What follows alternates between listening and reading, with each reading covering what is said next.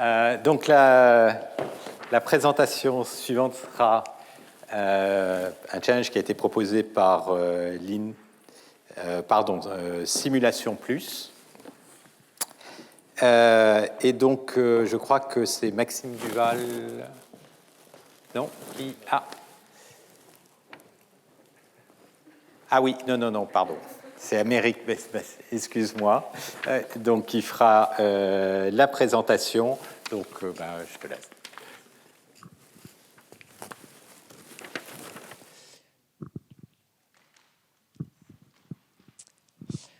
Bonjour. Donc, je vais vous présenter le challenge de Simulation Plus. Donc, malheureusement, je ne suis pas de Simulation Plus, je suis le bêta-testeur de Simulation Plus. Ils n'ont pas pu être là aujourd'hui puisque Simulation Plus est une entreprise américaine, de Californie exactement. Donc, le trajet en avion était un peu trop long, malheureusement. Donc, je vais vous présenter ce challenge qui a été réalisé. Donc, j'ai travaillé avec Robert Frasiewicz, qui est docteur en médecine de l'Université de Texas, qui a travaillé sur une thèse en modélisation macrobiologique. Et on va s'intéresser aujourd'hui à apprendre les propriétés biologiques de molécules à partir de leur structure. Avant de rentrer dans le vif du sujet, simplement pour un peu de contexte, Simulation Plus, c'est une entreprise qui a 20 ans, fondée en 1996, avec une centaine d'employés. Et principalement, ce qu'ils font se résume par cette phrase qu'il y a sur leur site, qui est « trouver le bon médicament avec la bonne dose pour le bon patient ». Donc on va s'intéresser à tout ce qui est pharmacologie. Donc la pharmacologie, c'est apprendre, comprendre l'impact de substances chimiques sur des organismes vivants.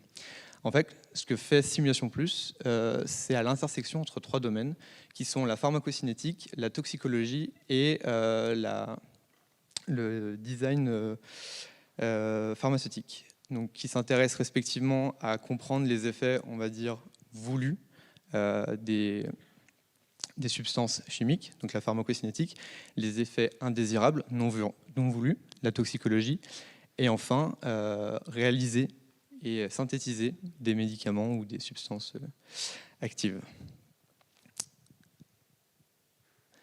Donc, comme vous l'avez vu, on est à l'intersection de ces trois domaines, et ces trois domaines, en fait, cette intersection est regroupée sous l'acronyme qui...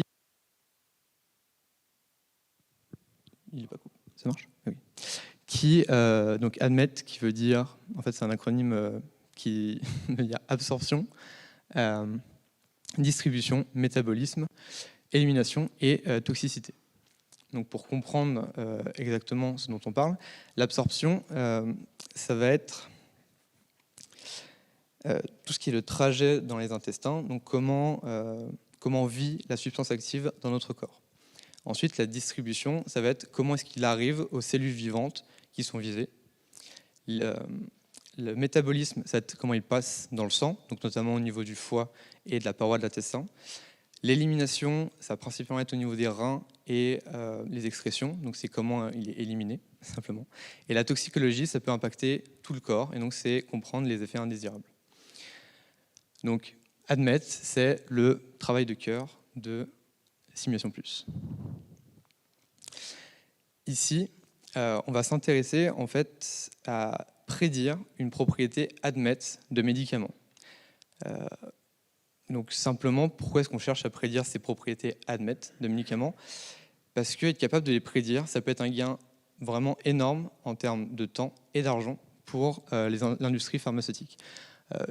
Une analogie simple serait que si un ingénieur veut développer une aile d'avion, s'il a accès par des simulations aux coefficients aérodynamiques, avant même d'avoir construit des centaines d'ailes et de les tester en soufflerie, ça ira beaucoup plus vite et ça coûtera beaucoup moins d'argent. Mais là, c'est exactement pareil pour les médicaments. On veut connaître leurs propriétés sur le corps humain avant d'avoir créé plusieurs structures différentes. Donc, comment est-ce qu'on fait ça ?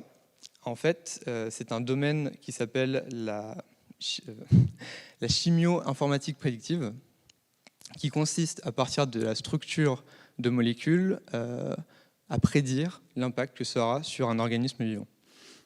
Donc, on peut utiliser plusieurs techniques, mais principalement, ça va être donc des modèles mathématiques, donc que ce soit de l'IA, donc ce qui aujourd'hui va nous intéresser, ou d'autres domaines, puisque c'est un domaine quand même assez vieux. D'autres techniques, pardon. Donc, exactement, au final, c'est assez simple. On a une molécule, donc un nombre de liaisons, des atomes qui le composent, un poids. On va résumer toutes ces informations sous forme d'un vecteur, qui va être en fait un descripteur moléculaire. Et à partir de ce vecteur, on va mesurer une propriété, admettre ici, et on a une entrée, une sortie, on peut faire de la prédiction. Donc pour ce challenge, exactement, on a un jeu de données d'entraînement d'environ 1000 médicaments, enfin 1000 composés chimiques, et un jeu de test de 300 composés chimiques. Les descripteurs moléculaires qu'on vous propose auront 300, sont de taille 300, donc on a 300 variables pour faire la prédiction. Et toutes ces données sont normalisées avec toutes les informations nécessaires, mais ça est décrit sur le site lorsque vous inscrivez au challenge. Donc à partir de ce jeu de données, on va essayer de prédire cette propriété Y, cette admette. Depuis le début, en fait, je n'ai pas précisé exactement lequel c'est, parce que dans ce challenge, c'est caché de la même manière que la description de la molécule sera cachée.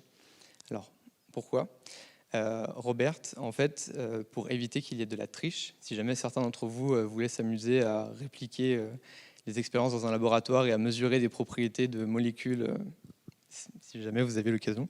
Bon, bref, tout est caché.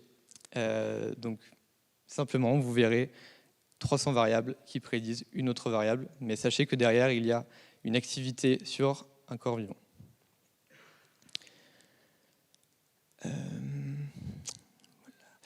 Donc, ici, le corps du problème va être de faire une régression. Donc, on cherche à prédire une valeur. Voilà, on cherche à faire une régression multivariable. Le benchmark utilisé est de type mean square error. Et de mémoire, on est sur du 0,04 en erreur. Il y a déjà eu quelques submissions qui commençaient à battre, qui étaient à 0,03. On verra si peut-être des gens arrivent à descendre beaucoup plus bas. Et donc pour conclure, par rapport à ce challenge, pour moi, même si on peut avoir l'impression qu'il est assez simple, c'est une régression multivariable avec 300 variables et environ 1000 échantillons, il a un vrai intérêt, d'une part parce que, on va dire, il est simple, donc il permet d'utiliser des méthodes assez classiques et de les comparer avec des méthodes qui vont être plus complexes, de voir l'intérêt des unes par rapport aux autres, lesquelles arrivent à battre les autres. Et malgré qu'il ait l'air simple, pour avoir bêta-testé et avoir eu accès au jeu de données test, il y a facilement des problèmes, on va dire, de surentraînement, overfitting, qui fait que les modèles, on va vraiment devoir travailler sur la robustesse des modèles si on veut être sûr que les performances qu'on a en entraînement seront les mêmes qu'on aura sur les données test, auxquelles vous n'avez pas accès. Et il y a aussi tout un travail, je pense, sur lequel il faut s'attarder, qui est lié à l'interprétation donc, de ces descripteurs moléculaires, puisqu'il y en a, comprendre lesquels sont du bruit et lesquels ont un réel intérêt pour le problème. Voilà, si vous avez des questions sur ce sujet, je propose vous pourrez contacter Robert Frasevitz. Et merci de m'avoir écouté.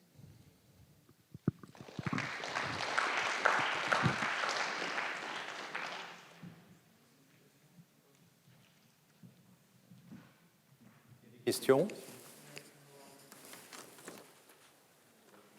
Non? Ah oui? C'est un type d'élément chimique spécifique? C'est un type de maladie spécifique? Je ne sais pas du tout et je ne pense pas que ce soit précisé dans le challenge. Simplement des médicaments. Et on cherche à prédire une des propriétés admettes du médicament à partir de sa structure. Donc ça peut être autant sa toxicité que son